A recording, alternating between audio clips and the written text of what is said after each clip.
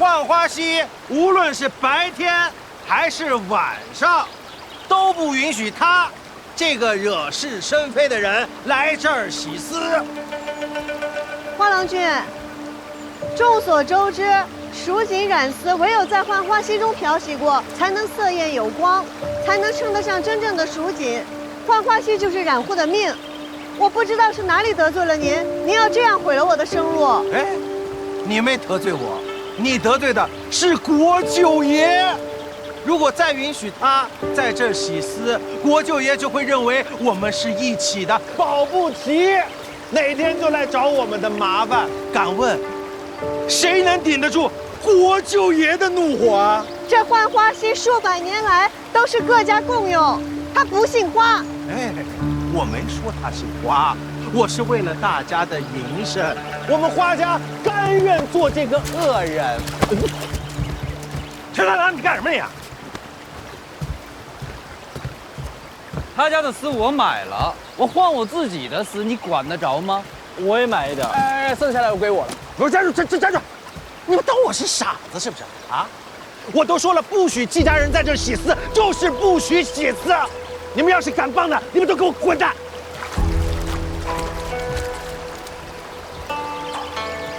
踹死你！好了。不让你们洗丝，定是花想荣自作主张。花掌柜若是知道了，他肯定不会拦着你们的。他想孤立的只有我。哎呀，乌龟炖王八都憋着一肚子坏水呢。那女的也不是什么好东西，她就是想借着这个事儿压我们的价格。她要不压的话，我陈豆给你倒着写。三郎，去火的，吃点吧。我不吃。哎，大郎，你那盒子里都是药啊？对啊。你们别看我长得壮实啊。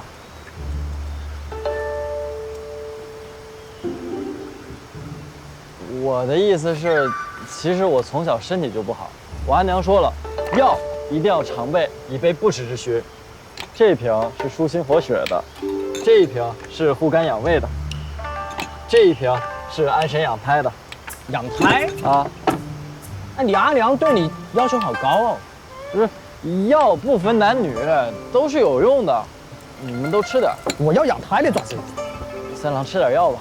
哎呀，我吃什么吃啊？我想吃他的脑壳，我想啃他一个金光灿烂，啃他一个四脚朝天，啃他一个七荤八素。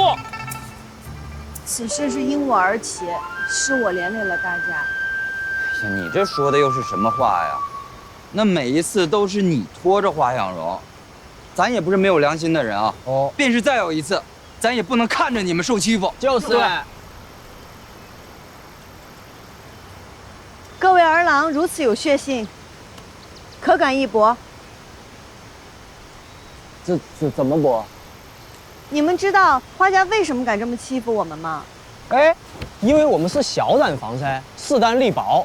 花家又是城里边最大的染户，他吃肉我们就只能跟他喝点汤。你说我们哪一个不需要靠花家牙缝里露出了一丁点订单过活哎？那花家为什么又要将订单分于我们呢？因为我们的工价便宜啊，比他自己在招工扩大染坊那要划算多了，而且他已经习惯压我们的价了。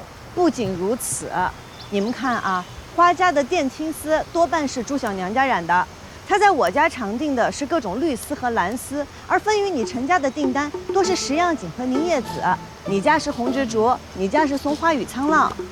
我们各家染坊虽小，但是各有特色，许多颜色比花家染坊染的都好，只是我们的丝都是经花家出手，外面的人只知道花家染坊，不知道我们这些小染户罢了。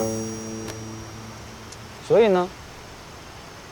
所以，如果我们各家联合在一起，那就等于是一个大染坊呀。那我们就可以有接大订单的资金和人手。日后我们再把名声打出去，那我们就不愁接不着订单了。有了订单，我们就有了底气；有了底气，我们还怕没地方洗丝吗？不是你这话说的容易啊，打出名气也不是一件简单的事儿啊。就是，那些大染户哪家背后没有人呐？就是，你就说咱们无权无势，怎么跟人家斗？就是，而且我们站起来了也会被打趴下的。就是啊。哎呀，事在人为嘛，你不试一试怎么知道不成啊？哎，风筝？哪个傻子现在还有心情放风筝啊？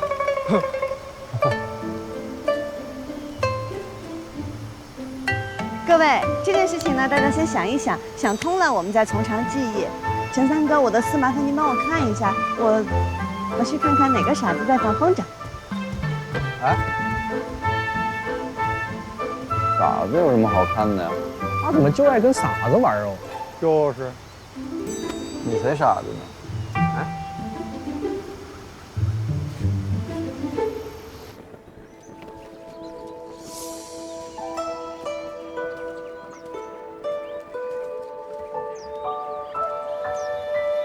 张二哥哥，你今日怎么有空出来啊？你的景治都如何了？别以为给我点甜的便能护你着。你跟十四郎的事儿我都听说了，我还特意给你拿了药。这么看下来，你也没受伤啊。我就说嘛，那你跟别人冲突，一般受伤的都是别人才对。谁说我没受伤？伤在里头，你得凑近了瞧瞧。哪里啊？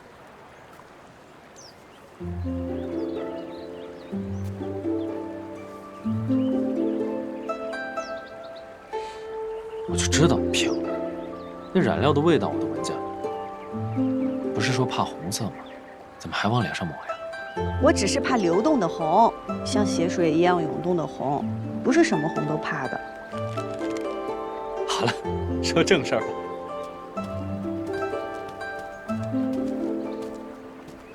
我呀，打听了一下桑十四郎，他的姐姐是宫中正得宠的妃子，他的阿耶暂代警官一职，其他儿女都事业有成，唯有他不学无术，游手好闲。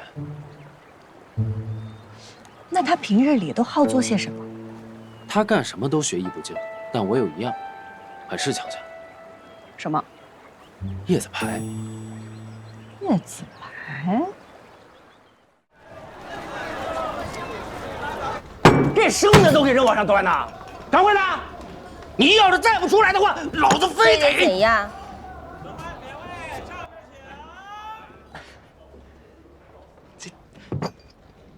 老板娘是吧？玉玲珑，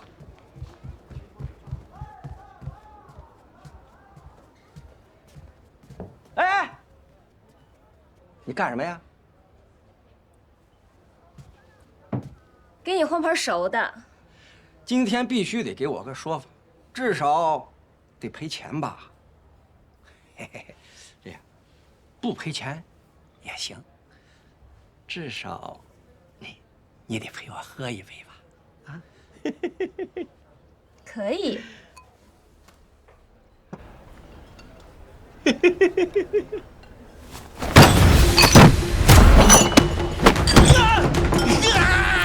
敢去我这儿，为何将月不还？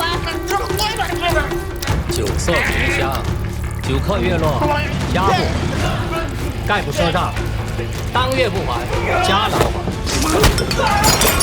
吃就吃，不吃就滚！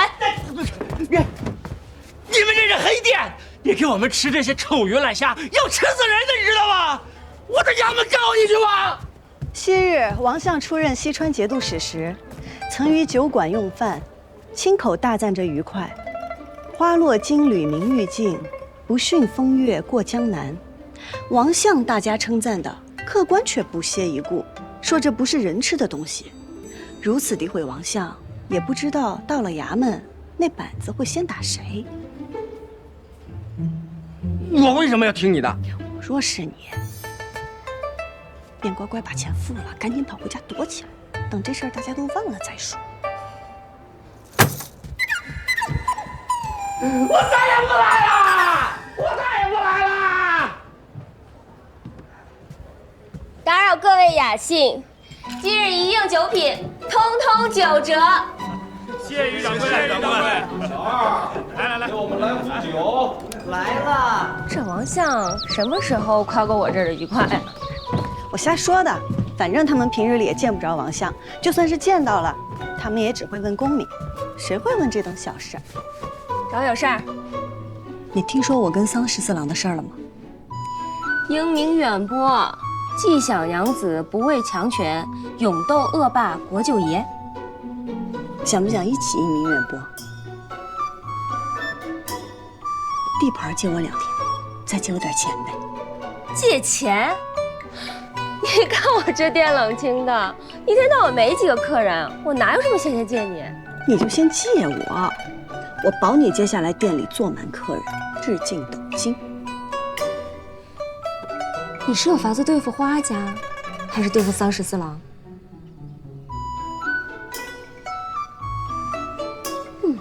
借力打力，谁还不会？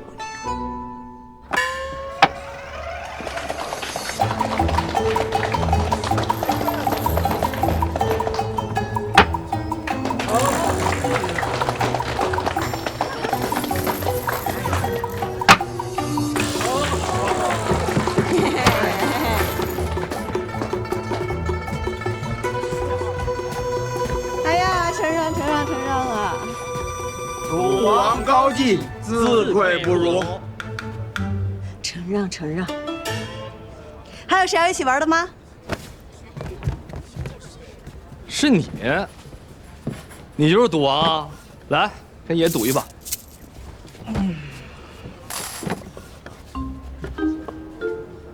哎，跟你说话呢，没听见啊？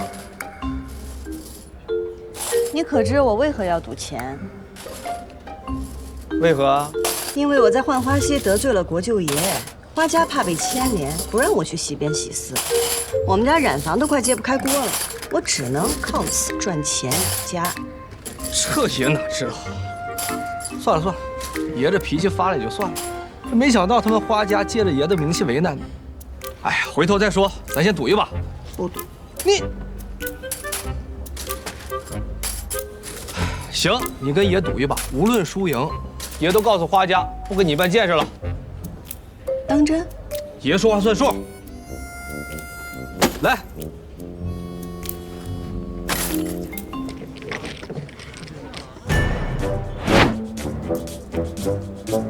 赌大小，不限轮次，每局20文，直到把对方桌上的钱赢光为止。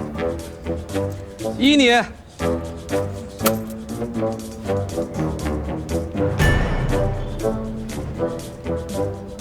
7万贯8万。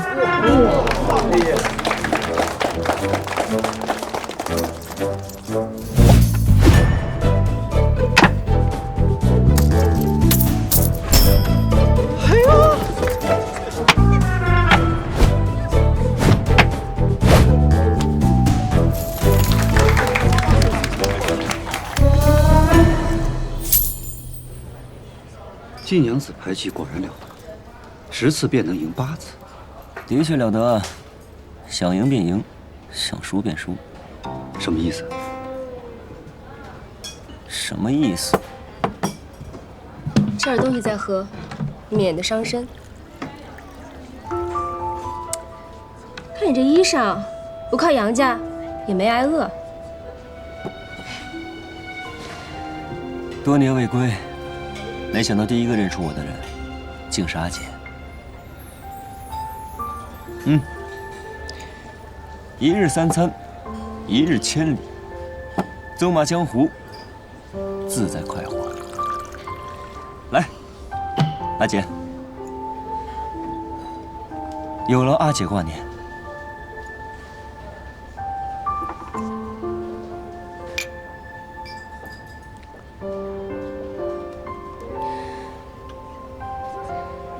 阿姐的酒还是这么好喝。少叫我阿姐，显老。行。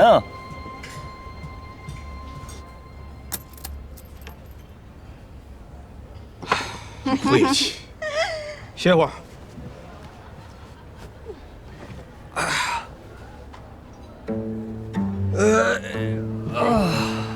国舅爷，我都认输了，你就让我回家吧。那不行，爷还没玩够呢。来，再战300回合。兔崽子！这个兔崽子！老子让你回来！你跟我惹事！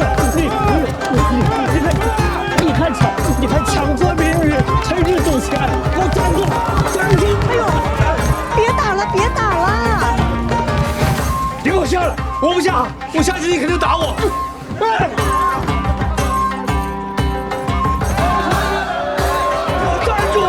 桑长史，您误会了，我与国舅爷在这儿不是为了赌博，是为了吸引人潮，好做生意。什么生意？啊？什么生意？快给我阿爷说说什么生意？本来也没想现在拿出来的，既然您问了，蒋六郎君，把东西拿上来吧。哎，您看，这是我们染丝会做的叶子牌荷包。叶子牌做荷包，闻所未闻。这可是在雷祖娘娘面前祈福过的，都是有寓意的。您看，万贯，它指的是家财万贯，恭贺商户日进斗金的。这个是锁子，说的是上下求索，寓意读书人早日登科。您看这个文钱是文思极勇，前途无量的意思啊。哦，这个厉害了，10万，这可是14郎点名了要先送给您的。送给我？啊，是阿爷，阿爷，这是送您的，我给您带上。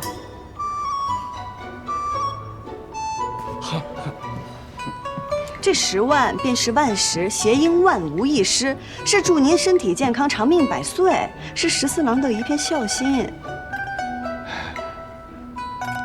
这小玩意儿瞧着不错呀，小娘子，什么时候开始卖呀？若是大家喜欢，我们染丝会那就尽快的把它做出来，好吗？程三郎君、蒋六郎君、盛大郎君。对啊，是啊，就是。哎，染丝会。哎呦，您出门这几日，国舅爷体恤我们西边人家疾苦，团结我们成立了染丝会。这叶子牌荷包就是我们的第一笔生意。国舅爷是我们的名誉会长，我们在这儿玩叶子牌，也真的不是为了赌博，就是为了想要把这个名声打出去。你当真是在干正事儿？是啊，阿爷，这回您真误会我了。桑长史，您真误会我们会长了。啊，会长为了我们殚精竭虑哦。误会了。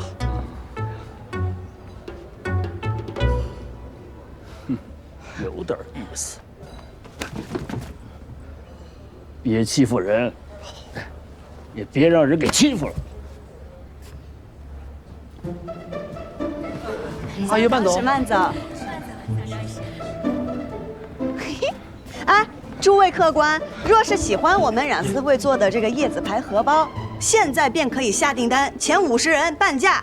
桑长史身上那款工艺复杂，可能现在没有这么多，只有30只，先到先得。我来。我跟你说，想要的话到我这儿来签单啊！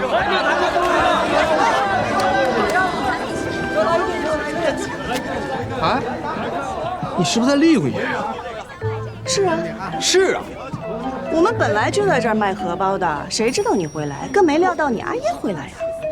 那你过几日你可以跟你阿爷说，你不想做这个名誉会长，那就和我们没有关系了。那不行，这官儿爷当上了还能还给你怎样？可是做我们的名誉会长是要帮我们做事的。爷不能做事吗？那试试吧。作为名誉会长，可有我的好处啊？嘿呀，杨老三，当然有，来，我给你找，来。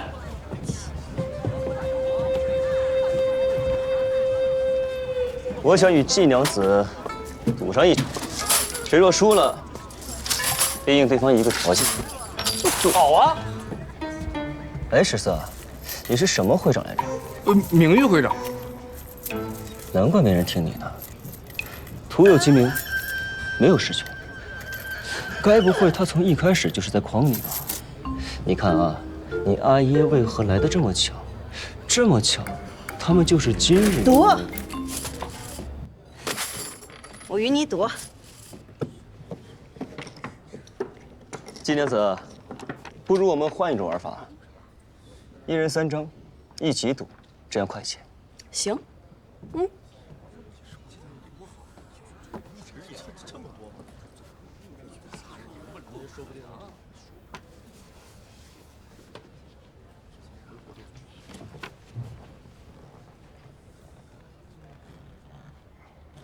金娘子，请吧。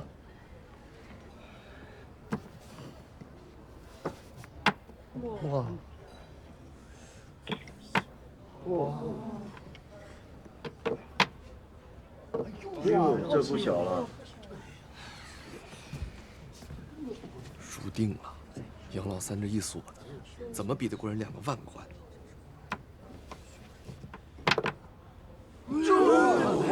什么呀？这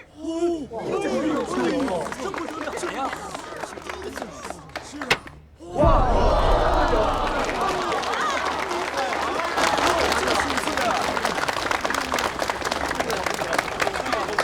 金娘子，我这牌可有问题？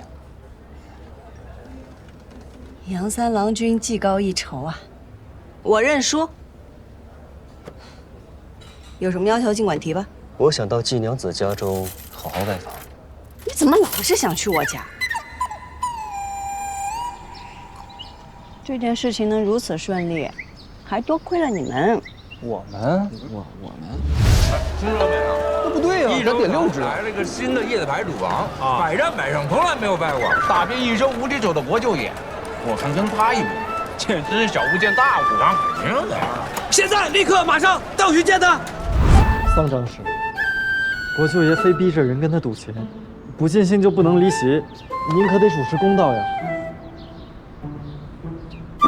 我去看看。做叶子牌荷包啊！我婉婉还有好几个人，我们熬了好几天才赶出来的。哦，用桑十四最喜欢的叶子牌，把他骗过来与你赌钱，再把桑长史引过来关帮教子，让桑十四不得不被咱们按到头当了那个会长，环环相扣啊！厉害啊，高明。只有一点不明白，你真的是赌神吗？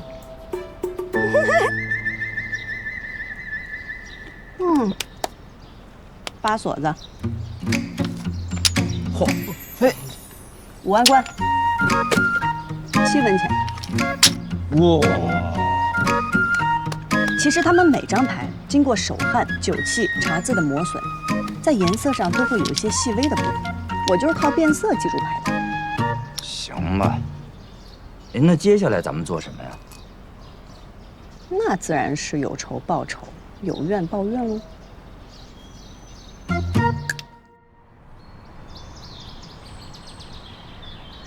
这个月只是灯油钱就这么多啊，这可不行。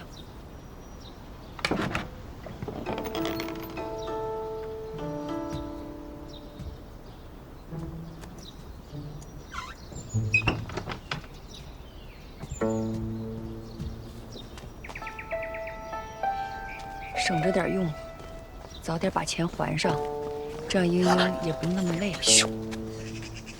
吓死我了！又想偷溜出去？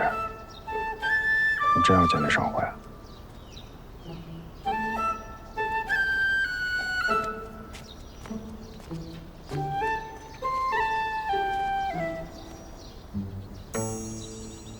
阿兄，这些年我一直在等一个时机。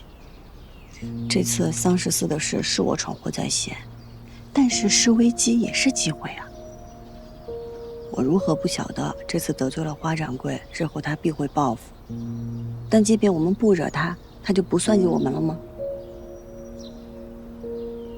都说花家背后的势力深不可测，我不晓得他们背后的人是谁，我也不晓得他们有何图谋。但是做生意就像赌叶子牌，你若猜不到对方的底牌是什么，那只能让自己的底牌变得更强。所以，阿兄，求求。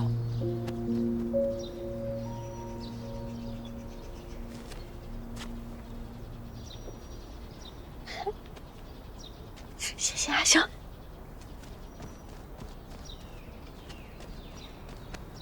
这几日你多囤一些染料和丝线，除了花家以外的订单，哪怕赚得少一些、量少一些，也尽量接下来。又要干什么呀？以防万一而已。我跟陈三郎他们已经说了，但是平儿家里最近怕是不愿意让我跟他来了，劳烦阿兄跑一趟。囤染料倒无妨，可华掌柜霸占着浣花溪，本就无处染丝。阿兄，信我，很快咱们就有地方洗丝了。季莹莹，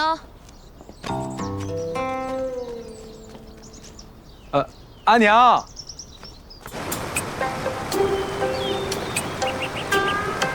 岂有此理！竟敢抢占地盘，不让咱们染丝会洗丝。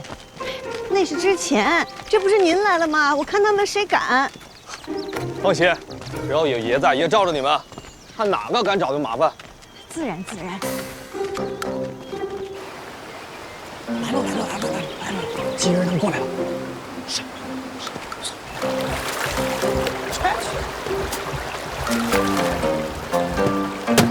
从今天起，不管是白天还是晚上，我们都要在这儿洗丝。你这个吃软饭的老总赘婿，还不赶紧滚回去给你婆娘洗脚去啊！嘿，你们这帮死小子，反了你们了！我阿爷说了，要多动脑子，少动手，要学会以理服人。今天主打一个以和为贵，以理服人。都愣着干什么？给我上！等等，我告诉你一下，咱们从今儿个起是国舅爷罩着的，你动一下我们试试。我告诉你，在西上，我是这个国舅爷就是个屁，还国舅爷，给我打！你敢骂国舅爷？国舅爷，咱还以理服人吗？敢骂国舅爷？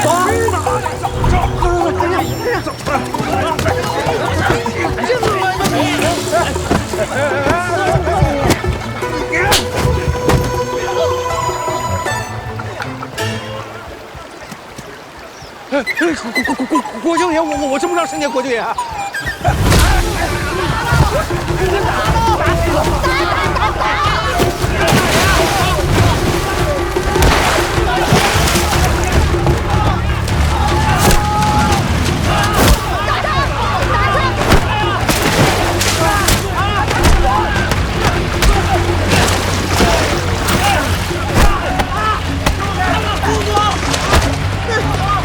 花小柔，你也有经验。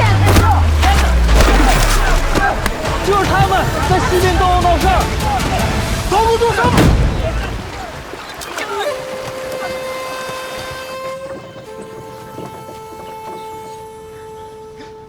你给看看坏没坏？都出血了，都出血了！出血了！华小柔，你好大胆子！你给当朝国舅爷都打出血了，你好大胆子你！国舅爷，我真不知道是你，要不然借我100个胆我也不敢。他不仅打你，他还骂你。你闭嘴！骂你了！你闭嘴！我想起来了，你骂我是个屁！我告诉你，哦，他还骂你是坨屎。你还骂我是个屎！你是不是活腻了？闭嘴！阿姨，你给我闭嘴！不是他打出血了都！跪下！我叫你跪下！还嫌不够丢人是吧？啊！你跟我过来。是。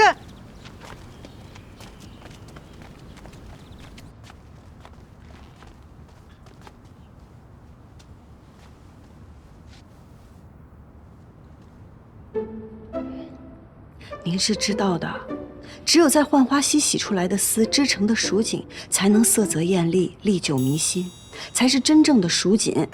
多年以来，各大染户强行占地，向来民不举，官不究。如今西边的事儿被国舅爷挑了起来，这日后怕是被有心之人利用。娘娘在宫中正蒙盛宠。那些嫉妒之人，若是在宫中找不着法子，定会从宫外下手。若圣上听闻娘娘的家人因为娘娘得宠而嚣张跋扈、寻衅滋事，那会如何看待娘娘？有心之人，不就在老夫面前吗？莺莺确有所图，但是正途。您可知是谁把国舅爷引到西边纵马的？看来您是知道了。你有何不同？我能教14郎君改邪归正，做一个顶天立地的好儿郎。就凭你，你有什么办法？想来我季家如今是何光景，英英是何为人，长史上次一见之后，想必已经调查清楚了吧？哼哼，浣花溪辣娘子，本官就是看在你还有几分担当。说吧，你想怎样？这事儿是因为在浣花溪抢地盘引起的，牵扯蜀锦便格外敏感。可若这浣花溪本就属于大家，不允占地，那14郎君只不过就是去溪边玩，打了个架罢了。你是说，只求长史能立新规，道明浣花溪各家共用，不允占地洗私。你觉得我立了，他们便会听吗？哪家在溪边染丝占地的大户背后没有人呢？您立了是您的态度，他们不听是他们藐视律法。我立了，就代表你背后也有人了，他们至少可以不再敢赶你，对吧？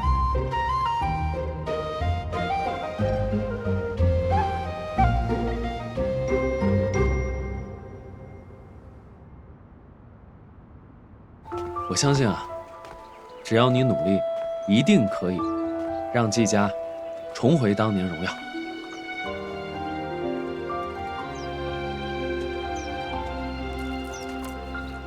这是我自己绣的，送给你。怎么，你不要？你嫌我绣的丑？我表现的这么明显吗？赵修元，给我，给我。不给。我的意思是说，我怕我做不到腰缠万贯。你知道我为什么要送你这个吗？因为你不缺文钱，你本就文思泉涌，前途无量。你也不缺锁子，不缺10万，因为你本就上下求索，万无一失。钱是没有了，送你幅画吧。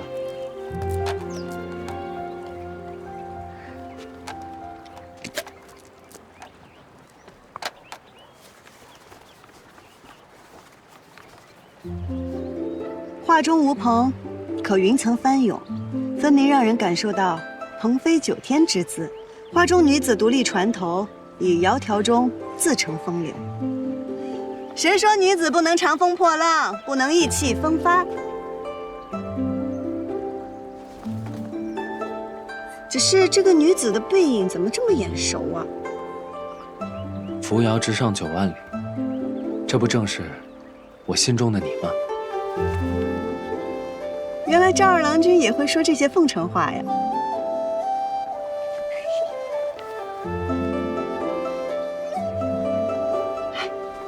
我们将这画织成锦吧。这云、水、船，还有这女子，若是认真的话，不难织出，只是很难织出整幅画的浩瀚之感呢。若是用5重梭呢，增加更多的混色，黑白丝搭配数目不同，便可交织出深浅不一的灰色，可以用作云霞和水浪的阴影。阴影不错，但是若只有黑白的话，会显得整幅画死气沉沉。用平稳和斜稳交替织，这样才有可能织出大自然的流动之感。用主色数目增减来过渡色彩流动，用平斜断为基础，织出凹凸之感，再用不同的色彩凸显明暗变化。如果是这样的话，真的有可能织出整幅画的浩瀚之感。好，那我现在就回去调丝配色，我绣出来先试试。哎，你不是还有重要的事要做吗？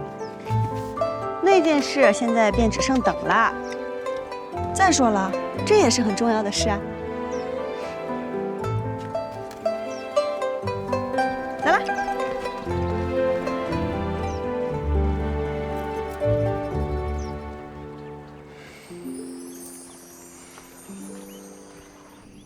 夫人，我知道我错了，我丢了花家的脸，可我原本就想借那个顽固的手教训一下季家，可没想到最后被季莹莹得了便宜。过来。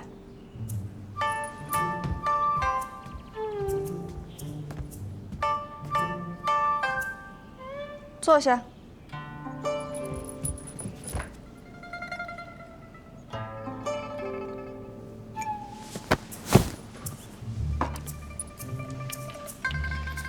夫人，我知道这回我大意了，随大家大叔了。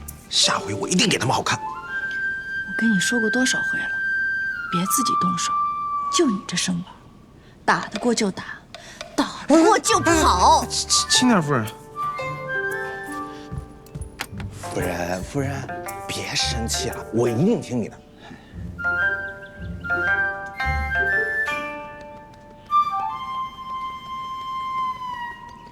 一会儿去给我备车，我要出去一趟。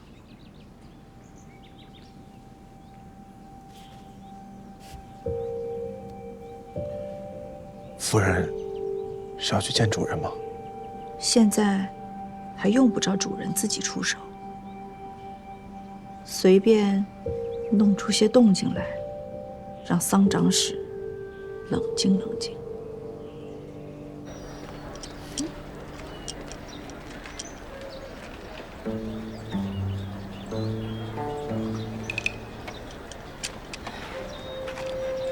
看季娘子这脸色，是不欢迎杨某在此。不过可惜了，愿赌服输，你该不会要食言吧？自然不会。杨郎君，那边请。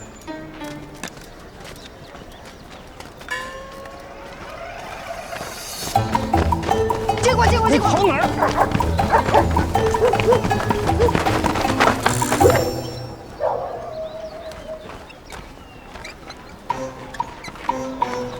杨某读书少，但也知道这邪路是不通正常的。您有所不知，我季家的规矩是越尊贵的客人越要在僻静处招待。郭奎，你可不许咬它哦，小心哦，它有毒。你叫郭奎？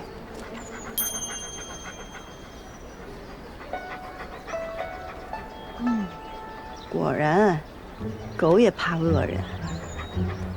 英英，阿兄，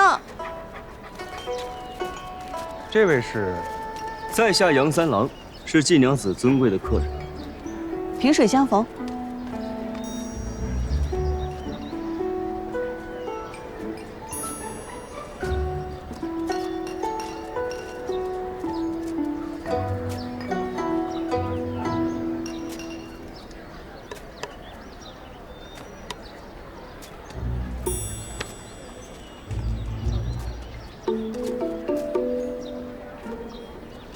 阿兄，阿娘在家吗？我一直在屋内支机，不怎么去过家。不过按照往日而言，阿娘此刻应该出去才美。太好了。阿兄，给这杨三郎君倒碗水吧，他就喜欢喝咱们家的水。哦，好。哎，不急不急，杨某此番前来，并非是要讨水喝，而是为了拜访一位故人。故人？哪位故人？杨某记得季国父当年斗锦夺魁，以一幅蜀红锦博得满场喝彩，我也被其风姿折服。数年过去，辗转反侧，仍是难以忘怀。可谁能想到呢？如今却早已是物是人非。杨三郎君不只是为了来叙旧的吧？季兄跟着季国父多年，耳濡目染，定是得了几分真传吧。不怕杨三郎君见笑，季某与冉丝一道，天分平平，不如我们家英英。家里的丝大都是英英染。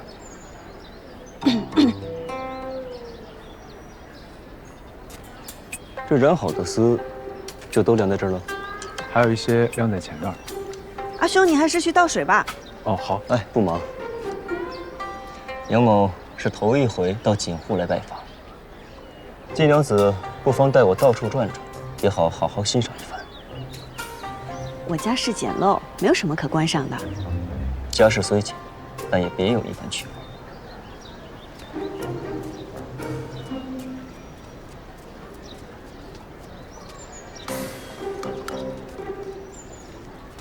倒水。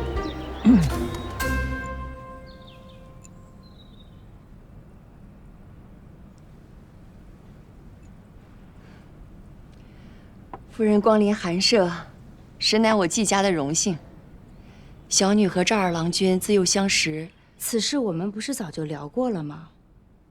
只是我们赵家对儿郎实在是苛责了些，若不能做出些成绩，就不许婚配。为娘的，哪有不着急子女婚事的？我也是实在做不得赵家的主啊。是，我也能理解夫人的难处，所以还望夫人能在老太爷面前多给美言几句。其实这先成家后立业也不是不行。夫人以为我没说吗？可是老太爷他端起茶杯问我说：“这3钱1两的茶装在10两1支的茶杯里，你说他配吗？”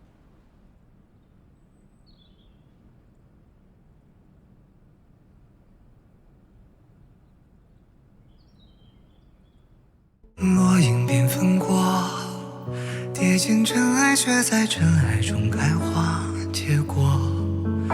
浣花溪畔的粉末，牵引飞花指尖落。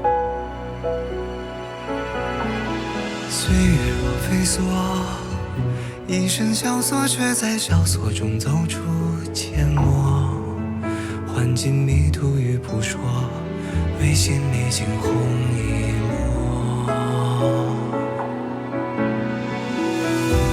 如何用最渺小的你我支撑最人生锁，去证明那翱翔绯色是我。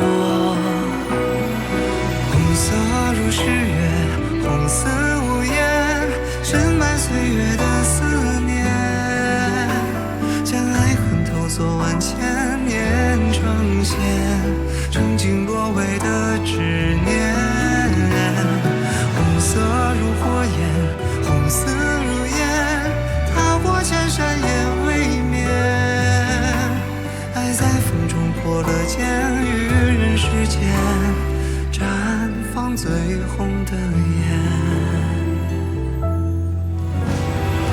红色如诗月，红似无言，深埋岁月的思念，将爱恨投索万千年成线，挣尽落尾的执念。红色如火焰，红丝如烟，踏过千山也未眠。爱在风中破了茧，于人世间绽放最红的颜。